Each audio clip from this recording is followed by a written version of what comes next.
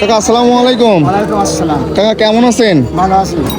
এখন আপনার কেমন লাগছে দোকানে মাল তুলে দেওয়ার পরে? খুশি লাগতেছে, ভালো লাগতেছে। মাল আমদানি আছে। আমদানি আছে তাই তো?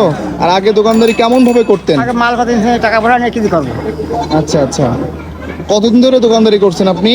বহুদিন দিনই বহুদিন ধরে। পয়সা পুঁজি না বলে যাই করি কোনো করতে কি বেরোতে চলি।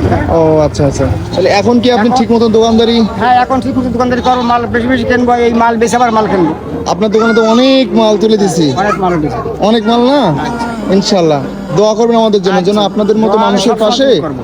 আর সব কিন্তু দামি দামি জিনিস, কিন্তু সব কিন্তু দামি দামি জিনিস। হ্যাঁ, ওগুলো কত কি রেট আছে ওগুলো জেনে শুনে আপনি একটু বিক্রয় করবেন। হ্যাঁ, হ্যাঁ, ও রেটও দাম জানা আছে। জানা আছে তাই তো?